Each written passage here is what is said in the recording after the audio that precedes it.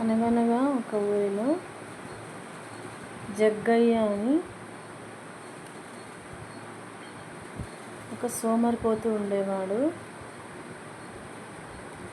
అతనికి డబ్బు, బంగ్లాలు, కార్లు కావాలని చాలా అత్యాశ ఉండేది. అడవిలోకి నడుచుకుంటూ వెళ్తుంటాడు. అంతలో ఒక తాంత్రికుడు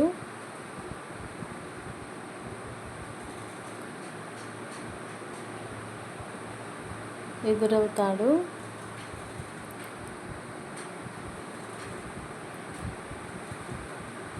ఏంటి జగ్గయ్య ఇలా వచ్చావు అని తాంత్రికుడు అడుగుతానే, జగ్గయ్య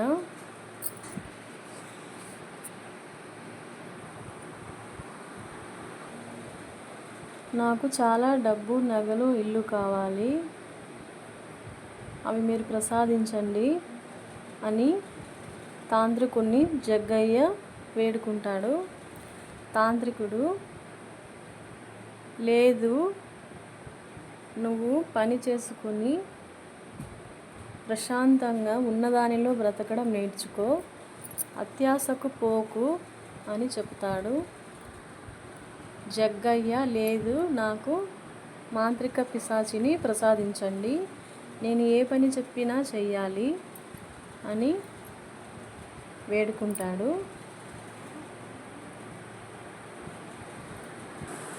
తాంత్రికుడు సరే అని జగ్గయ్యకు ఒక తాంత్రిక పిశాచాన్ని ఇస్తాడు. పిశాచి జగ్గయ్య ఇద్దరు స్వామికి వెళ్ళి వస్తాము అని చెప్పి బయలుదేరుతారు. ఇంటికి వచ్చి తన భార్య సీతకు, సీత చూడు, నేను మాంత్రిక స్వామి దగ్గర ఈ రక్త పిశాచిని తీసుకొచ్చాను. ఈ పిశాచి మన కోరికలన్నీ తీరుస్తుందని స్వామి నాకు బహుమానంగా ఇచ్చారు. ఇది మనకు అన్ని పనులు చేసి పెడుతుంది, అన్నీ ఈ పిశాచి మనకు ఇస్తుంది అని చెప్తుంటాడు. అయ్యో, ఎందుకండి ఇంత పని చేశారు? ఆ రక్త పిశాచి మనల్ని ఏమైనా చేస్తుందేమో అని చాలా భయంగా ఉంది, తిరిగి ఇచ్చేయండి అని చెప్తుంది. లేదు సీత, మనల్ని ఏమీ చేయదు రక్త పిశాచి అని చెప్తుంటాడు జగ్గయ్య. సీత వెళ్ళిపోతుంది.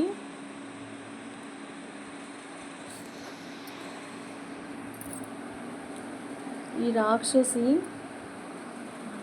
జగ్గయ్యకి డబ్బు, బంగారం, ఇల్లు అన్నీ ఇచ్చేస్తుంది. ఇంక నాకేం పని లేదు, ఏదైనా ఉంటే పని చెప్పు, లేదంటే నిన్ను చంపేస్తాను అని జగ్గయ్యతో అంటూ ఉంటుంది. స్వామి, నాకు ఈ మాంత్రికుడు వద్దు, నా ప్రాణాలు తీస్తున్నాను అంటున్నాడు. దయచేసి నాకు ఈ మాంత్రికుని బాధ నుంచి తప్పించండి అని కోరుకుంటాడు. మాంత్రికుడు, నిన్ను తన్నాడా, కొట్టాడా, పరిగెత్తించాడా, ఏం చేశాడు అని అడుగుతున్నాడు.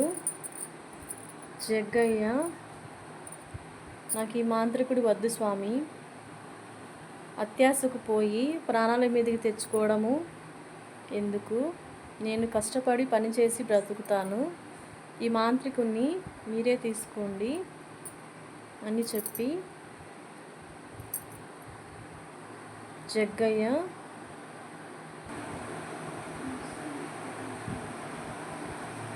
జగ్గయ్య తన ఇంటికి వెళ్ళిపోతాడు.